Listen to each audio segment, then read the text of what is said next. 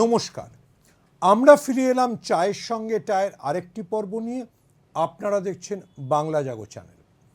আজ আমাদের অতিথি এমন একজন যার অনেকগুলো পরিচয়। তিনি লেখক, তিনি সম্পাদক, তিনি প্রকাশক এবং তিনি গিল্ডের কর্ণধারক। তিনি ত্রিদীপ চট্টোপাধ্যায়। দিদা নমস্কার। নমস্কার। নমস্কার দিদা, আসলে আপনি কোনটা? লেখক, সম্পাদক, প্রকাশক না গিল্ড কর্ণধার? আসলে আমি Jack of all trade, master of নান। কিন্তু আজকাল আপনি নাটকে অভিনয়ও করছেন। হ্যাঁ, করছি। তো এবং নাটকে অভিনয় আপনি প্রকাশকদের নিয়ে ব্যঙ্গ বিদ্রুপ করেন, নিজেদেরকে নিয়ে। হ্যাঁ, মজা লাগছে যে আসলে আমরা সত্যি সত্যি তো অনেকটাই তাই, যে আমরা হয়তো লোকের পয়সা নিয়ে বই ছাপছি, হয়তো কোনো লোক মারা যাওয়ার 60 বছর হতে না হতে সবাই মিলে ঝাঁপিয়ে পড়ছি বই করার জন্য। আমাদের প্রকাশন জগতের যেমন অত্যন্ত উজ্জ্বল ইতিহাস আছে, আবার দৈন্যও কিছু কম নেই। মানে শিক্ষিত প্রকাশক বা তরুণ প্রজন্মের প্রকাশকের সংখ্যা কিন্তু বাংলা প্রকাশনায় কম। এটা আপনি মনে করেন? এটা আমি মনে করি, এবং আমি মনে করি যে যাদের পরের প্রজন্ম ব্যবসা এসছে, যেমন আমার পরের প্রজন্ম, সুধাংশুর পরের প্রজন্ম, এরা কিন্তু মানে প্রকাশন জগৎ থেকে অনেক দূর এগিয়ে নিয়ে যাবে, এবং এরা কিন্তু আমাদের থেকে অনেক শিক্ষিত। মানে আমাদের প্রকাশন জগৎটা যেটা ছিল, তাদের থেকে পরের প্রজন্মের যে প্রকাশক, আমি যাদের কথা বলছি, আমাদের পরিবার থেকে যারা উঠে আসছে, তাদের শিক্ষা দীক্ষা, তাদের রুচিবোধ, তাদের দেখার চোখ, তারা অনেক বেশি ফোকাসড। এবং আশা করব যে নাটকে আমি যে দুর্বলতাগুলো দেখিয়েছি তারা ওগুলো ওভারকাম করতে পারবে। আপনি যেহেতু সুধাংশু শেখর দে কথা তুললেন, দেশ পাবলিশিংয়ের কর্ণধার, অনেকেই আড়ালে বলেন যে আপনারা লক্ষ্মীকান্ত প্যারেলালের মতো জুটিটা তৈরি হলো কি করে? না, ব্যাপারটা তোমাকে বুঝতে হবে। বিষয়টা হচ্ছে সুধাংশু শেখর দে আমার অত্যন্ত কঠিন প্রতিদ্বন্দ্বী প্রকাশন জগতে। যে আমরা যখন বই করি, কে আগে একটা ভালো বই, একটা ভালো লেখককে ধরে বই করতে পারবে, এই প্রকাশন এখানে প্রতিদ্বন্দ্বিতা রয়েছে। এখানে কি ফুটবলের মতো সেই ফুটবল যে একসময় ইস্টবেঙ্গল মোহনবাগানে যে পল্টু দাসের সঙ্গে যে প্রতিদ্বন্দ্বিতা ছিল, সেগুলো সেরকমই আছে? সেটা আছে, কিন্তু তার সঙ্গে পাশাপাশি যেটা আছে যে আমরা কিন্তু কেউ কারোর এখতিয়ারে বা কারোর টেরিটরিতে গিয়ে হামলা করি না। এইটাই আমাদের বন্ধুত্বের কেমিস্ট্রি। এবং সেখানে আমাদের এই বন্ধুত্বের প্রথম শুরুয়াতটা হয়েছিল একটা মর্মান্তিক ঘটনা দিয়ে। কি সেই মর্মান্তিক ঘটনা হচ্ছে, তোমার নিশ্চয়ই মনে আছে, তুমি তখন ছোট, বইমেলা পুড়ে গিয়েছিল। হ্যাঁ, 1997 বাঠেদারি না, আমি তখন সাংবাদিকতা করছি। 97-তে? বাহ। বুদ্ধবাবু আমাকে ধরেছিলেন যে, মানে তখন আমরাও সিগারেট খেতাম, আমরা কেন সিগারেট খাচ্ছি, তো আমরা বলেছিলাম যে আপনিও তো খাচ্ছেন। তখন তুমি তো খুবই বাচ্চা, ছোট। তো তখন আমি ছিলাম গ্রাউন্ড সেক্রেটারি, গ্রাউন্ডের দায়িত্বে, মানে মাঠবাবু যেটাকে বলে। মাঠবাবু, আর মাঠ সুরক্ষাবাবু ছিল সুধাংশু। আচ্ছা। তো সমস্ত যত দোষ নন্দ ঘোষ হিসেবে আমাদের দুজনের উপর গিয়ে ওই স্টিম রোলার চললো। এবং আমাদের তৎকালীন যিনি সম্পাদক ছিলেন অনিল আচার্য, উনি অসুস্থ হয়ে বা অসুস্থ না হয়ে উনি বাড়িতে গিয়ে শয্যাশায়ী হয়ে পড়লেন। পুরো দোষের দায়িত্বটা গিয়ে ঘাড়ে আমাদের দুজনের পড়ল, এবং বুদ্ধদেব ভট্টাচার্যের পুলিশ আমাদের উপর ঠিক করে ফেললো যে এদের দুজনের উপর এফআইআর করা হবে এবং এদেরকে দোষী প্রতিপন্ন করতে হবে। সেই সময় বুদ্ধদেব ভট্টাচার্যের যে ভূমিকা, সেটা অস্বীকার করার জায়গা নেই, মানে বইমেলায়। এবং এই সময় খুব অল্প দিনের মধ্যে কিন্তু আপনারা আবার পুড়ে যাওয়া বইমেলাটা দাঁড় করিয়ে 5 দিনের মধ্যে উনি দায়িত্ব নিয়ে, মানে ওনার পুরো সরকারি মেশিনারি দিয়ে বইমেলাটাকে দাঁড় করালেন। তখন আবার দেখলাম যারা অসুস্থ হয়ে বাড়িতে শুয়েছিল তারা ফিরে এলেন। আমরা দুজন সেই যে বন্ধুত্ব তৈরি হলো, কারণ আমাদের তখন বিভিন্ন লোক বিভিন্ন কথা বলছে। কেউ মানে 97 সালে তৈরি হলে সেটা প্রায় 29 বছরের বন্ধুত্ব হয়ে গেল। হ্যাঁ, একদম 29 বছর। মানে আমরা সেলিব্রেট করবো। তার আগে সুধাংশুর সঙ্গে আমার যথেষ্ট পরিচয় ছিল, আলাপ ছিল। আমরা দুজনে গিল্ড করছি 95 সাল থেকে। আপনাদের দুজনের বাবাই তো প্রকাশক ছিলেন। দুজনের বাবা প্রকাশক ছিলেন। সুধাংশু বাবা ততটা প্রকাশক নয় যতটা বুক সেলার হিসেবে ছিলেন। সুধাংশু ওয়াজ দ্য পার্সন, আমি ওকে স্যালুট করি, যে 1971 সালে একটা বাচ্চা ছেলে, ও ওই রামনগর বলে একটি মানে জনপদ, ওই ঘৃতপুরা গ্রাম থেকে ও এলো এবং এসে হাফ প্যান্ট পরে পরে লেখকদের বাড়িতে গেল এবং বাবা ওকে পেছন থেকে ব্যাক করলেন ভগবান চন্দ্র। মানে 55 বছরের মানে আপনি যা বলছেন 55 বছরের একটা গল্পে একটা 55 বছর হচ্ছে ওর প্রকাশনার গল্প দিয়ে দাঁড় করিয়ে ফেললো দেশ পাবলিশিং। এবং দাঁড় করিয়ে ফেলেছে 1980-85 সাল থেকেই লোকে দেশ পাবলিশিংয়ের নাম জানতে শুরু করে দিয়েছে। এবং সেই ছেলেটা কতটা টেনাসিটি, কতটা জেদ এবং কতটা পরিশ্রম থাকলে বাংলা প্রকাশনা এই জায়গায় যেতে পারে, সেটার জন্য একটা ঔদার্য দরকার। সেই ঔদার্য সুধাংশুর মধ্যে আছে, সেই ঔদার্য আমাকে আকৃষ্ট করেছিল এবং আমাদের বন্ধুত্ব নিবিড় হয়ে ওঠে। না, সুধাংশু থেকে যেদিনকে ধর্ম সিং আলাদা পড়ে আজকে ত্রিদীপ চট্টোপাধ্যায় এবং পত্রভারতীতে আসা যাক। আপনি পত্রভারতী কবে শুরু করলেন? কিন্তু আপনি তো নিজে বিজ্ঞানের স্টুডেন্ট। আমি উদ্ভিদ বিজ্ঞানে এমএসসি করেছি 1981 সালে। এবার পারিবারিক একটা ঘটনা ঘটে, আমি সে বিষয়তেই যাচ্ছি না। তো তখন একটা মাঝখানে আমার কাছে একটা অপশান আসে, আমি কি এমএসসি পাশ করার পরে আমাদের ডক্টরেট করব, পিএইচডি করব, কারণ আমার ততক্ষণে থিসিসের পেপার এসে গেছে, ডক্টর অর্চনা শর্মা, প্রফেসর অর্চনা শর্মা বালিগঞ্জ সায়েন্স কলেজে এসে গেছে সাইটোজেনেটিক্স, নাকি ব্যবসা করব। আদারওয়াইজ আমার বাবার তখন বয়স প্রায়, দীনেশ চট্টোপাধ্যায়ের বয়স তখন হচ্ছে 60 পেরিয়ে গেছে, প্রায় 65। মানে পারিবারিক ব্যবসার উত্তরাধিকারও কাউকে না কাউকে নিতে হবে, অথবা ব্যবসাটা বাবা বলছেন আমি বন্ধ করে দেবো। কিশোর ভারতী পত্রিকা তখন চলছে, পত্রভারতী কোনো অস্তিত্ব নেই, কিশোর ভারতী বন্ধ করে দেবো। আমি তখন বললাম যে না, বন্ধ করতে হবে না, আমি রিসার্চ করব না, আমার প্রফেসর হওয়ার দরকার নেই, আমি তোমার পাশে দাঁড়াবো, আই উইল স্ট্যান্ড। মানে আপনি নিজের একাডেমিক ক্যারিয়ারকে স্যাক্রিফাইস করলাম, বা হয়তো আমার ডেস্টিনি তাই ছিল। এবং তখন আমার ঘনিষ্ঠ বন্ধু, ততদিন ওর সঙ্গে আমার বন্ধুত্ব গাঢ় হয়েছে, নির্বেদ, ওই যে সময়টা ঘটনা ঘটে তারপরেও প্রায় 6 মাস বাকি ছিল আমার ফাইনাল এক্সামের। নির্বেদ তখন, নির্বেদ রায় আপনি চেনেন, মালা রায়, নির্বেদ রায়, তখন ওদের বিয়েটি হয়নি।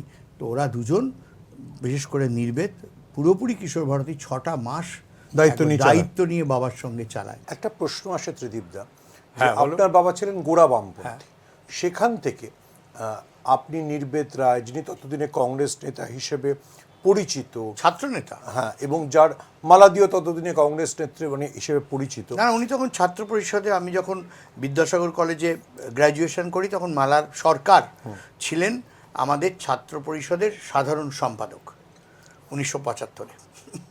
কিভাবে এই মানে বন্ধুত্ব বা সমঝোতা বা দুজনে দুজনকে অ্যাকোমোডেট করলেন কিভাবে? রাজনীতি তো আমাদের মধ্যে কোথাও প্রতিবন্ধকতা হয়ে দাঁড়ায়নি।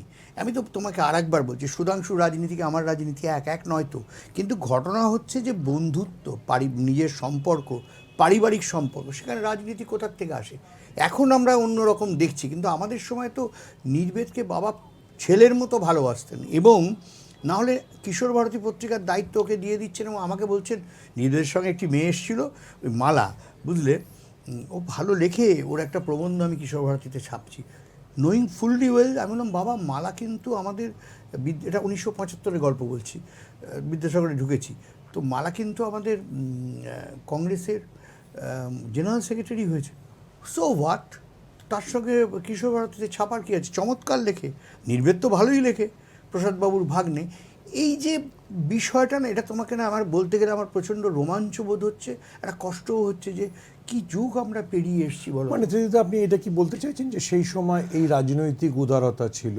আপনি তো মানে, যেহেতু আপনাকে গিল্ড করতে হয়েছে, আপনি সিপিএমের নেতাদের সঙ্গে কথা বলেছেন, আবার সে সময় দিল্লিতে কংগ্রেসের সরকার, আপনার কোনো অসুবিধা হয়নি? একদম অসুবিধা হয়নি, একদম অসুবিধা হয়নি। কারণ এখনকার রাজনীতিটা আমার কাছে অস্পষ্ট, আবছা লাগছে, কিন্তু তখন কিন্তু বুদ্ধদেব ভট্টাচার্য বলে যাচ্ছেন যে 2000 সালের ইলেকশানে যে আমরা তো আর আসবো কিনা জানি না, তবে আপনার বইমেলা করতে অসুবিধা হবে না, আমি সুব্রতকে বলে যাব। সুব্রত মেয়র হয়ে গেছেন তখন, সুব্রত মুখোপাধ্যায়। তো আমি বলছি, বা এই পারস্পরিক শান্তিপূর্ণ সহাবস্থান বা একে অপরের প্রতি সম্মানটা ছিল। আমাদেরকে বলছেন, এটা টু বি নোটেড, বইমেলা উদ্বোধন হয়ে গেছে, বুদ্ধদেব ভট্টাচার্য এসে আমাদের অফিসে বসেছেন, সুধাংশু, হ্যাঁ দাদা, এই ত্রিদীপ আপনারা গেছিলেন? ওই আপনার নেত্রীর বাড়িতে নিমন্ত্রণ করে এসছেন? সুধাংশু বলছে হ্যাঁ দাদা, হ্যাঁ দাদা। ততদিনে তো মানে সুধাংশু শেখর দে, সুধাংশু মামা মমতা বন্দ্যোপাধ্যায়ের বই ছাপতে শুরু করে দিয়েছে। অবশ্যই উপলব্ধি তার অনেক দিন আগে বেরিয়েছে, এবং প্রত্যেক বছর বুদ্ধদেব ভট্টাচার্য জিজ্ঞেস করতেন যে এবছর আপনার নেত্রীর কোন বইটা বেরোলো, আর সুধাংশু অম্লান বদনে উত্তর দিতেন, এবং সেই বইটা বইমেলার প্রেস কর্নারে উদ্বোধন হতো, এবং মমতা ব্যানার্জি, এখন আমাদের দিদি যিনি মুখ্যমন্ত্রী, তিনি আসতেন। মানে মানে তোমায় বোঝাতে চাইছি যে এই রাজনৈতিক প্রতিদ্বন্দ্বিতা থাকলেও এই সৌহার্দ্য বা এই পারস্পরিক সহাবস্থানটাও ছিল, এটাই ছিল, সেটা কি একেবারে এখন নষ্ট হয়ে গেছে? প্রায় নষ্ট হয়ে গেছে। কষ্ট লাগে দেখলে কীরকম একটা মানে একটা হিংস্রভাবে সবাই সবাইকে আক্রমণ করছে, কি হচ্ছে আমি জানি না, আই ডোন্ট নো। আবার পুরনো কথায় ফিরি। হ্যাঁ। আপনি এই যে গিল্ড করতে গিয়ে হ্যাঁ, বিভিন্ন রাষ্ট্রকে নিয়ে এসছেন, কখনো স্পেন, কখনো মেক্সিকো। এই যে লাতিন আমেরিকার সাহিত্যের সঙ্গে আমাদের যে পরিচয় বা সম্পর্ক, সেটাকে দীর্ঘমেয়াদী জায়গা দিতে কি করবেন বলে ভাবছেন? না, আমরা প্রতি বছরই চাই যে লাতিন আমেরিকার প্যাভিলিয়নটা যেন স্ট্রং হয়। তুমি লক্ষ্য করে দেখবে যে আমাদের প্রত্যেক বছরই একাধিক লাতিন আমেরিকান কান্ট্রিজ আমাদের বইমেলা অংশ, গুয়াতেমালা, বলিভিয়া, চিলে, পেরু। তো আমরা আগামী বছর মানে গত বছর যেটা হয়ে গেল, সেখানেও আমাদের লাতিন আমেরিকান দেশই ছিল। তার আগে ছিল জার্মানি 2025-এ, 2026-এ ছিল আমাদের বোরহেস, ভিক্টোরিয়া, কম্পোর দেশ। আমি সাহিত্যের কথাটাই বলছি, আমি ফুটবলের কথাটা বলছি না, আর্জেন্টিনা। এবং আগামী দিনে আমাদের ইচ্ছে, আমরা ইতিমধ্যে আমাদের সঙ্গে কথাবার্তা অনেকটা এগিয়েছে, আমি এখনই সেটা ঘোষণা করছি না, লাতিন আমেরিকান এমন একটি দেশকে আমরা বেছে নিতে চাইছি যে দেশটি 50 বছরের ইতিহাসে কোনোদিন ফোকাল থিম কান্ট্রি হিসেবে আসেনি। মানে তারা এলে এবছর প্রথম আসবে, এবং সেই দেশের আমাদের সাহিত্যে, আমাদের দেশের সাহিত্যে, অনুবাদ সাহিত্যে সেই দেশের একটা বিরাট ভূমিকা আছে, এইটুকু বলতে পারি। এটা আমরা চেষ্টা করছি। পাশাপাশি আরও একাধিক দেশ, খুব বৃহৎ দেশ, বৃহৎ শক্তির দেশ, তারাও আমাদের কাছে আসতে তারা আগ্রহ প্রকাশ করেছে। কারণ 50 বছর একটা বইমেলা, একমাত্র সামনের বছর তো বইমেলার 50 বছর হচ্ছে। এবং তোমাকে এই কথাটা তোমাকে বলে রাখি ইতিহাসের জন্য, সেটা হচ্ছে ফ্র্যাঙ্কফুর্ট বুক ফেয়ার ছাড়া কোনো বইমেলা আজ পর্যন্ত নিরবচ্ছিন্নভাবে 50টা বছর করতে পারেনি। আমরা কিন্তু সেই 50টা বছর কোভিডের ওই 1 বছর বাদ দিলে পরপর করেছি, লাঠি ঝাঁটা খেটে খেতে। তুমি তার সাক্ষী সাংবাদিক হিসেবে। হ্যাঁ, আপনাদের কিন্তু অনেক বইমেলার যাকে বলে ভেন্যু পরিবর্তন করতে হয়েছে, খাই নাড়া হয়েছি আমরা বারবার। আপনারা পার্ক স্ট্রিটে ছিলেন, পার্ক স্ট্রিট থেকে না না না না না না না প্রথম ছিলাম বিড়লা প্ল্যানেটোরিয়ামের উল্টো দিকের যে মাঠটা, ওই তোমার যেখানে এখন মোহরকুঞ্জ ইত্যাদি হয়েছে অনেকটা জায়গা, ওখানে হঠাৎ কলকাতা 300 হচ্ছে সম্ভবত 1989 সালে, 90 সালে। হ্যাঁ, বইমেলার সঙ্গে ডেট পড়ে গেল, তো বইমেলা আর জায়গা পেল না, কোথায় করা যায়? তখন আমরা ওই মাঠটা খুব অপরিচ্ছন্ন ছিল, খুব খারাপ অবস্থা ছিল, পুকুরটা পানা পুকুর ভর্তি ছিল, সেগুলো রাতারাতি আমরা লোক দিয়ে পরিষ্কার করিয়ে ওই পুরো জায়গাটা ওই পার্ক স্ট্রিট ময়দানে গেল।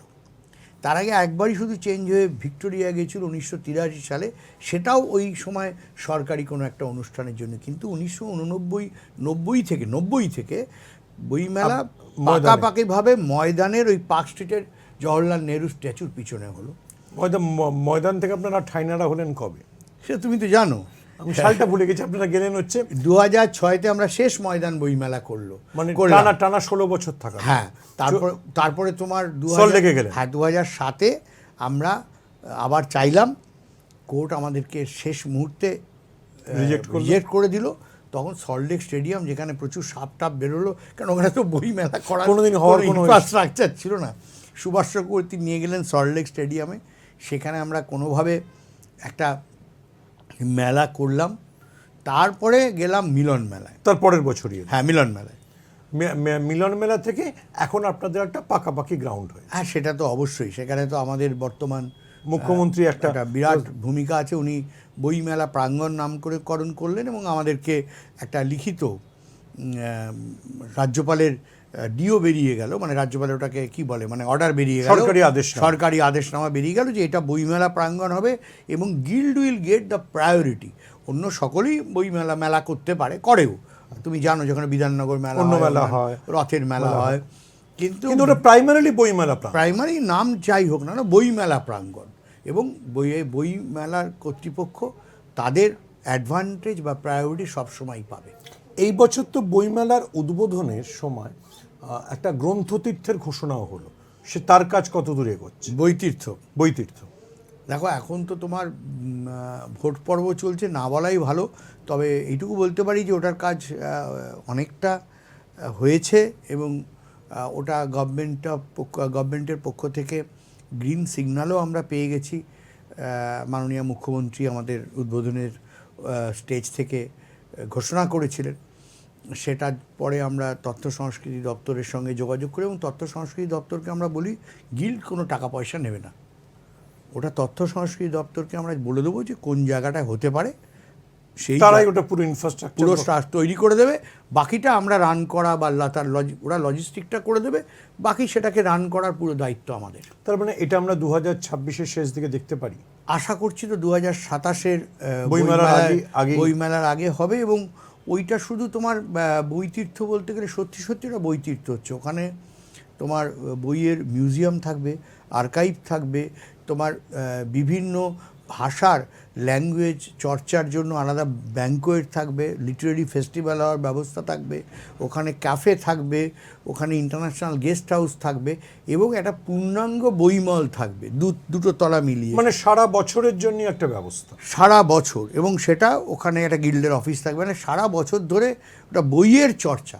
সাহিত্যের চর্চার একটা লিট ফেস্টের কথাটা বললেন। এখন আমরা দেখি লিট ফেস্টটা, মানে অনেক লিট ফেস্টই কলকাতায় হয়, কিন্তু বইমেলার সাথেও একটা লিট ফেস্ট হয়। হ্যাঁ, তো তখন কি আপনারা ওই বইতীর্থতে লিট ফেস্টটা আলাদা সময় নিয়ে যাবেন না একই সময়? না, আমার মনে হয় যে বইতীর্থতে লিট ফেস্টটা, যে যখন কলকাতা বইমেলা লিট ফেস্ট হবে তখন তার বইতীর্থতে লিট ফেস্ট হবে না, কিন্তু সারা বছর ধরে আমাদের ইচ্ছে যে বিভিন্ন ভাষার চর্চা এবং একটা লিট ফেস্ট নিয়মিত প্রতি মাসে একটা করে অন্তত 2 দিন বা 3 দিনের সাহিত্য উৎসব ওই বইতীর্থর যে ব্যাঙ্কোয়েট আছে। শুধু তাই নয়, ওটা আমরা অন্যান্য প্রকাশনাকেও ওই ব্যাঙ্কোয়েটটা, যেমন আমাদের কোনো বই প্রকাশ হতে গেলে আমাদের একটা জায়গার দরকার হয়, ওটা চমৎকার জায়গায় হবে আশা করা যায়। সেখানে অন্যরাও বই প্রকাশ, একটা নমিনাল আমরা একটা ফিজ নেব, প্লাস একটা অডিটোরিয়াম করছি আমরা, ছোট অডিটোরিয়াম, যেখানে আমরা ছোট ছোট সিনেমা দেখাতে পারবো। একটা অস্বস্তিকর প্রশ্ন করি ত্রিদীপদা, যে পত্রভারতীর কর্ণধার, কিশোর ভারতীর সম্পাদক, প্লাস গিল্ডের কর্ণধার হওয়ার জন্য কি আপনার মনে হয় একটু বাঙালি আপনাকে ঈর্ষাও করে, মাঝে মাঝে একটু সামাজিক ট্রোলিংয়েরও শিকার হতে হয়? হ্যাঁ, অবশ্যই ঈর্ষা করে। এবং এটা কি বাঙালির অসুয়া? এটা আমি কিছু, দেখো, মানে তুমি যেটা কথা বলছো আমি বুঝতে পেরেছি, আমাদের সোশ্যাল মিডিয়াটা এক ধরনের কলতলা, সবাই মিলে চাইতেও খারাপ। ওই বনেদি বাড়ির সে একটা পুরোনো এক এজমালি কলতলা এসে ঝগড়া করছে, করছে। এবার ধরো আমি এগুলোর বাদ দিয়ে আর একটা কাজ করি। আমার এমনি এই কোনো পার্টিকুলার ঘটনা ছাড়াও মনে হয়েছে যে Tridip Chattopadhyay is a good punching bag, কিছু বলে একটু গালাগালি করি। আর এটাতে সুবিধা হচ্ছে যে আমার বিভিন্ন অনেকগুলো জায়গায় আমি ওই মানে খুঁটে খুঁটে খাই, তো তুমি যেগুলো বললে, এছাড়াও ধরো আমি একটা ফেসবুকে একটা ব্লগ করি, তুমি দেখেছো কলকাতার বিভিন্ন ইতিহাস নিয়ে জায়গা নিয়ে করি, একটু লেখালেখিও করি, তো ফলে সে বইপত্র বিক্রিও হয়। এবার ফলে সবার একটা হচ্ছে যে এই লোকটা এত কিছু করে, এটাকে মারতো, ভালো করে 2-4 থাপ্পড় লাগা, একটু পাঞ্চিং মারতো, এইটা একটা ব্যাপার আছে। এবারে মুখ ফসকে যদি একটা দুটো কথা বলেও ফেলি, তারপরে আর রেহাই না। কিন্তু ধরুন এই সব পরিচয়ের বাইরে তো আর একটা পরিচয় আছে, আপনি একজন ব্যক্তি, আপনার স্ত্রী আছেন, বৌদি আছেন, মেয়েরা আছে, আপনি মানে নাতি নাতনি হচ্ছে, নাতি আছে, তো মানে সেই ব্যক্তিগত জীবনে তো আপনার খারাপ লাগা থাকে যে না, ওগুলো দেখো সহ্য হয়ে গেছে। গিল্ড করতে গিয়ে ধরো প্রথম জেনে গেছেন যে 97 সাল থেকে মানে ফিজিক্যাল ট্রোলিংয়ের শিকার হয়েছি, এটা তো ডিজিটাল ট্রোলিং। ফলে আমার কাছে এগুলো কোনো ব্যাপার নয়। আমি মনে করি যে মানুষ কাজ করে, সেই ভুল করে, সেই ট্রোলিংয়ের শিকার হয়। এই ট্রোলিং তুমি ডিজিটালি বলতে পারো। ফিজিক্যাল ট্রোলিং মানে, আমি তোমাকে একটা ছোট্ট গল্প বলছি, সেটা হচ্ছে যে বইমেলা বুদ্ধদেব ভট্টাচার্য আবার উদ্বোধন করছেন, হবে 5 দিন পরে। এবার আমি এবং সুধাংশু হেঁটে যাচ্ছি বুদ্ধদেব ভট্টাচার্য একটা ছোট ক্যাম্প অফিসে বসে আছেন দেখা করতে। দুজন পুলিশ আমাদের পিছন পিছন আসছে, একজন আরেকজনকে বলছে এই দুজনকে ভালো করে চিনে রাখ, যেদিন বইমেলা শুরু হবে পরের দিন দুটোকে তুলবো। সেটা আলোচনা হচ্ছে, শুনছি। সুধাংশুর আমি ঘামছি তখন দুজনে। তারপরেই আমরা গিয়ে অংশু সুর তখন ছিলেন নন্দনে আছে, অংশুদাকে বলে অংশুদা বলছে মানে কি বলছে, তো তোমরা কি করেছো? আমি জানি না আমরা কি করেছি, কিন্তু পুলিশ আমাদেরকে তখন ছিল কে, দীনেশ বাজপেয়ী মনে আছে তোমার, পুলিশ কমিশনার। তারাও আমি সিএকে বলছি, তখন তো উনি পুলিশ মন্ত্রী, তখন মুখ্যমন্ত্রী নন, সংস্কৃতি মন্ত্রী আর পুলিশ মন্ত্রী। তাও আমি মন্ত্রীকে বলছি, এটা জানাচ্ছি। আমি বললাম দেখুন আপনি যাই জানান, আমি কিন্তু খুব দুশ্চিন্তা বাড়ির লোক করছে, কারণ আমি আর সুধাংশু হেঁটে যাচ্ছি, পেছন থেকে দুজন পুলিশ অফিসার বলছে ভালো করে দুজনের থোবড়া দেখে রাখ, পরে অ্যারেস্ট করতে হবে, তুলবো, অ্যারেস্ট বলছে না। আচ্ছা, এবার এটা মানে আপনার প্রকাশনা সংস্থা, সেটা নিয়ে কথা বলি। মানে কিশোর ভারতীর সঙ্গে তো আমাদের সকলের একটা ছোটবেলার সম্পর্ক আছে। এই যে নন্টে ফন্টে, তোমার বাবাও লিখেছেন নন্টে ফন্টে, কেলটুদা, এদের নারায়ণ দেবনাথ চলে যাওয়া থেকে আমরা আর এদের পাবো না, নাকি অন্য কোনোভাবে রিভাইভ করার কিছু ভাবছেন? না, এটা আমি খোঁজ নিয়েছিলাম।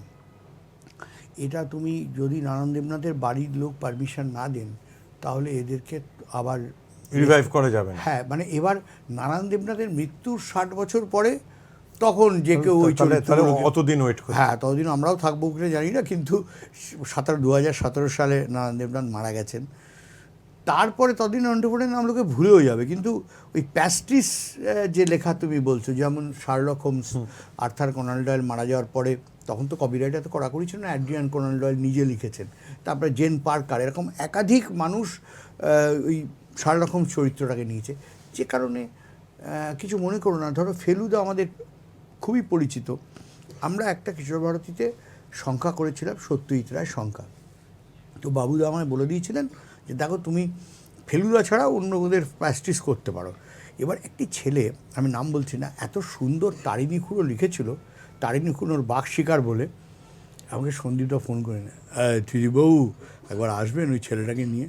তা আমি গেলাম, বললেন ভাই তুমি কিন্তু আর লিখো না, এটা কিন্তু আমি পড়তে পড়তে বুঝতে পারিনি আমার বাবার লেখা না তোমার লেখা, তো তুমি কিন্তু আর লিখো না, এটা তুমি সাংঘাতিক লিখেছো।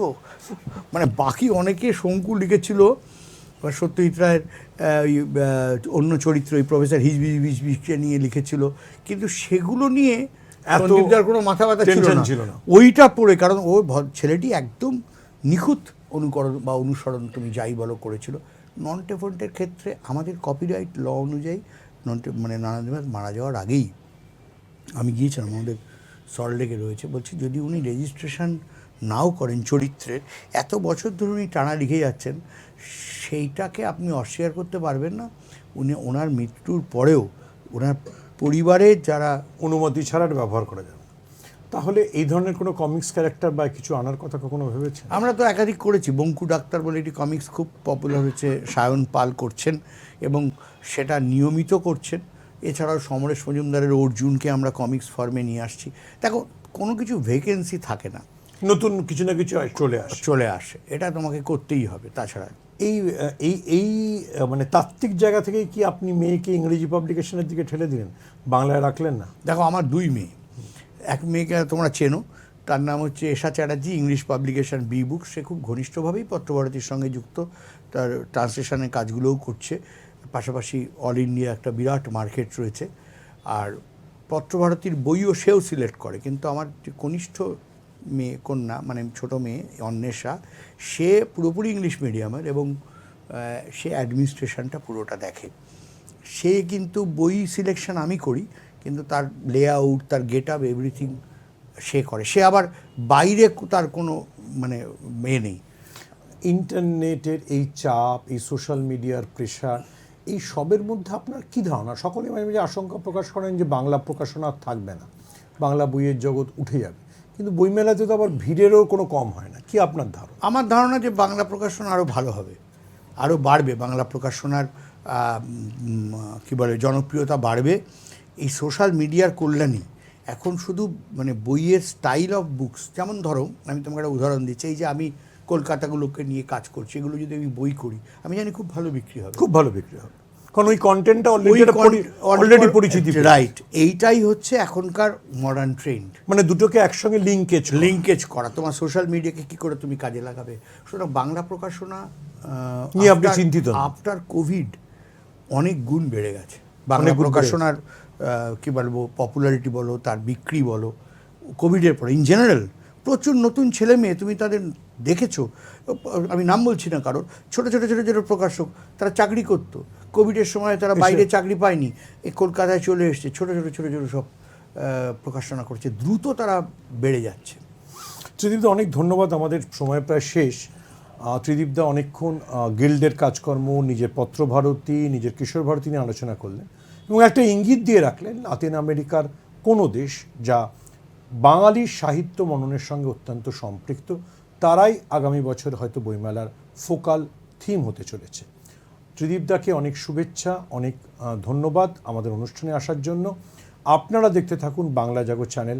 আমরা ফিরে আসবো চায়ের সঙ্গে টায়ের আরেকটি পর্ব।